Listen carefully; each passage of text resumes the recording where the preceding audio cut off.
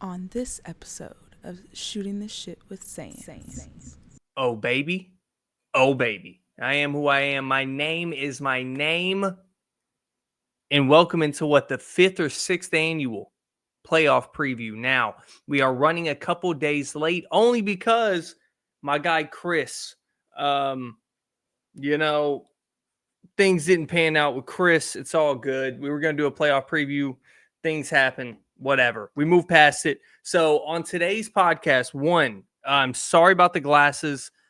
Gotta use them, man. My eyes are gonna be fried if I don't. I'm on the computer all day. All right. I'm sorry about the glare. I'm trying to reduce it as much as possible. You see what I'm doing? I'm leaning down. You can't even see my eyes and shit.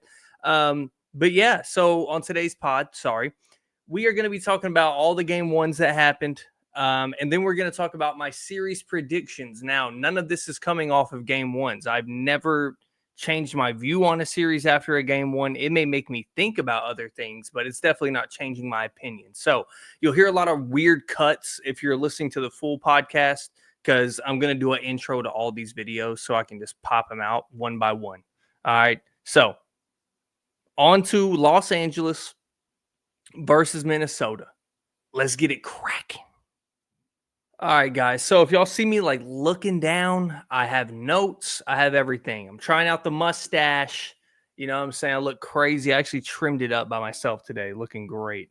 Women, not a big fan of the mustache. You know, when you eat me out, shut up.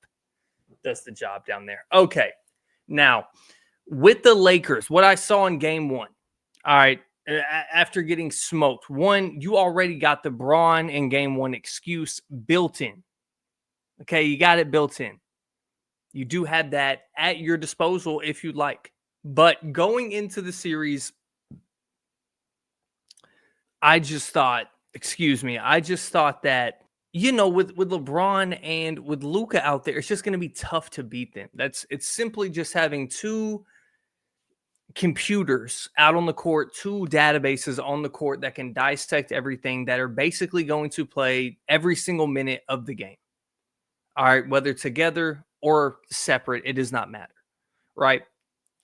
So Lakers come into the series 16-9 when Luka's active. His shooting splits actually weren't great. And using the eye test, he wasn't playing that great as in efficiency-wise, but he was also kind of a spot-up three-point shooter. Didn't really get going to the rim till later in the Lakers' tenure towards the playoff ramp-up that had to do with health and a lot of other things dealing with that, but I just didn't see it with Luka. Now, he still was putting up crazy numbers, and I said, yo, this is going to work. I'd never doubted the pairing working. I just thought it would take some time, and it seems like it has, and there's still some roughness to the edges of that. But in the series with Minnesota, what you're seeing here is role players just matter. Sometimes LeBron and Luka are going to combine for 60 and you will lose. All right. I didn't see anything out there that I was concerned with outside of, hey, they're attacking Luka. We expected this. JJ Redick has built his defense around it. And I know he has been preaching we are not small for all this time. But the other day, you looked small. You looked very small. And what it's going to end up happening is you're going to have to play Jackson Hayes. I would imagine you would have to play Jackson Hayes, but also let's not overreact if it keeps happening what is happening, right? They at least have an adjustment where the Warriors do not. They do not have somebody that can go in there and stop Steven Adams. You know what I mean?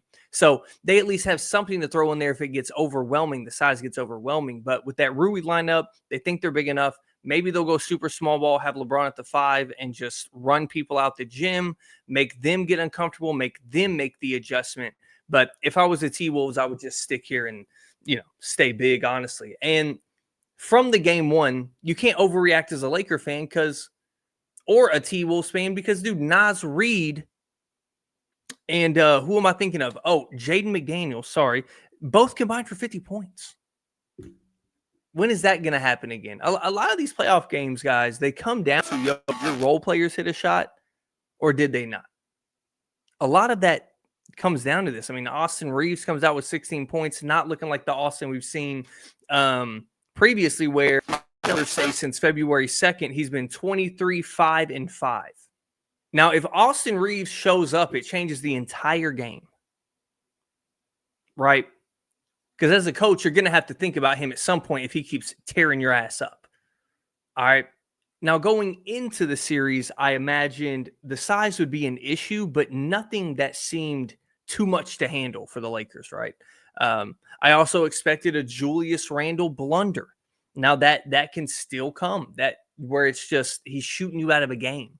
Now, he's going to have like a decent game here and there. Maybe he's going to turn it around fully, and this is his coming out year, but I highly doubt that.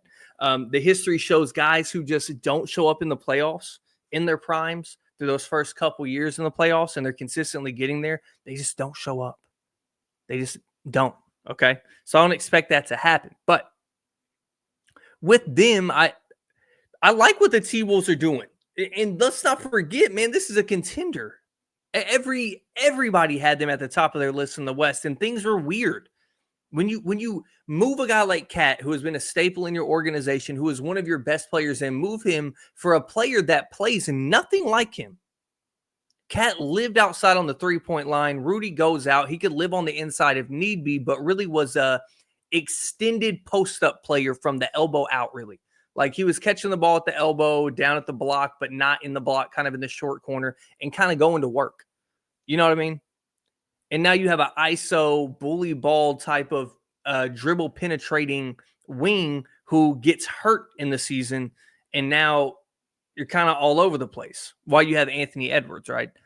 It's a weird match, but I still like them in the West. I still like them in this series. I'm just taking the Lakers. I think they have too much talent.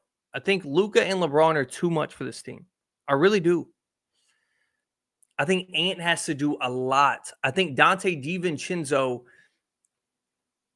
you see it sometimes. There's no statistic to back it that I could find. It's just like from the eye test, from my eyes, I would like to see Dante in the starting lineup. Now, I know you want to have that balance, and you saw the balance of bench scoring and the scoring from the main guys. But at the same time, I just feel like it's a better fit in the starting lineup, but I do like the duo of Dante and Nas off the bench. That's lethal. And I know they just have Mike Conley out there as kind of a placeholder of, hey, veteran, knows what he's doing, can hit a shot, and he's not the point guard. He's not bringing the ball up half the time. That's why Anthony Edwards is shooting goddamn 15 threes a game. So I'm sticking with my guns on this. I think you're going to see throughout this series the one thing that's just going to pop out, it's going to be small ball versus big. Who is going to have to make the adjustment first is the real thing. And when does that takeover factor of LeBron and Luka start? There may be some collision there in the fourth quarter. There may be some of that in playoff time. We may have to see. I also like just a lot of the mismatches that the Lakers can get on the other end, offensive mismatches, whereas defensively, I feel like they're mismatched everywhere. They don't have a human on that court that can guard Anthony Edwards. They don't. They don't have anybody. So that's the difficult part. And they're shutting down the paint on every pick and roll so Rudy doesn't get easy lobs, and so Ant doesn't penetrate, and so the role players can just catch and shoot. And I'll tell you, Mike Budenholzer will tell you, that shit can get you in a lot of trouble, right?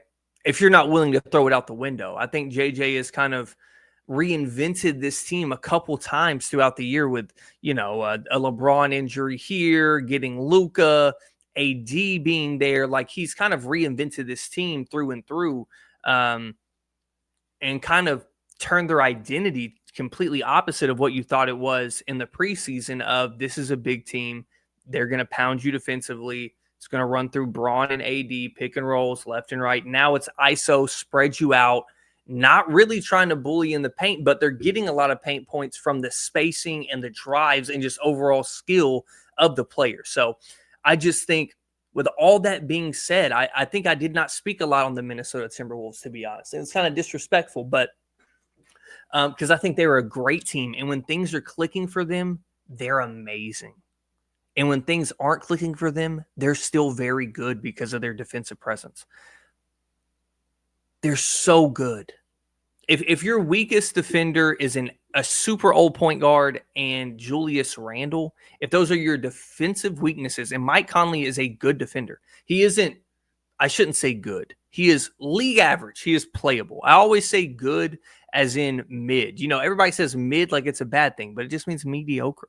We're not using the words right. I'm a millennial. It's my word. Is it a Gen Z word? Or is it? Either way. That's what I think of this series. I think that the size could get overwhelming for the Lakers. But once again, I think the shooting for the T-Wolves has been an issue. That's why Ant has kind of taken it upon himself to bump that up. And Ant has taken it upon himself that if you're going to go under the screen, I will shoot it. We saw that from the beginning to now. If you go underneath the screen, he's going to shoot it and he's going to hit it 40% of the time. So, yeah, I really do like that T-Wolves team. I just think that you're going to see the shooting variation that everybody speaks about that I don't think is the case in every series, man. Shooting variation was not the OKC game. Shooting variation was not the Orlando game, right?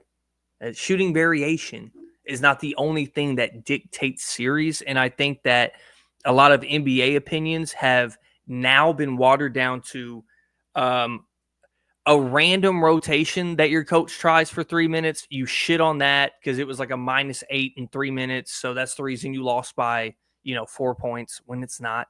The other guy was in foul trouble. He had to play that guy, right? And then you go to shooting variants, coach rotations, and we stopped with the back-to-backs. We stopped with injuries. I don't know what else it could be. I don't know what else we've kind of used, but those are the ones that are pissing me off lately. So, but yeah, I got the Lakers winning in 6 or 7. I'm leaning 7. Now that game 1 happened, I predicted 7. I'll put up the text message for the full pod. I don't care. So there it is. That's my Lakers and Minnesota take. I really think it's going to be a great, great series. I think these are two evenly matched teams on different sides of the ball, right? And I think that when everything goes perfect for the Lakers defensively, they are elite defensively, right? It may have just been an anomaly when the first 10, 15 games are out there together with Luka. They seem to be locking people down, and you have to go through the opponents and strength of schedule, things like that, right? And then you have the T-Wolves, who are elite defensively, superior defensively, and their offense wanes. Their offense wanes all the time. But it's easier to score on bad defense. So, I mean, it should lean, my philosophies, the way that I think of basketball should lean me towards the T-Wolves, right? I just have too much fandom in my blood to go against Braun and Luka, right? Braun and Luka. Yeah, it's just too much. So I'm picking the Lakers in 7. So on to the next series, Golden State and the Rockets.